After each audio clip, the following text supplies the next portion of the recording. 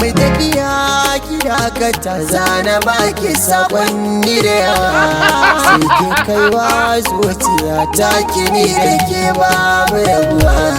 Ka faɗi dukkan abin da ke ranka da kai babu shamaki. Ina da burin jin kalaman ka masu sanyi a zuciya.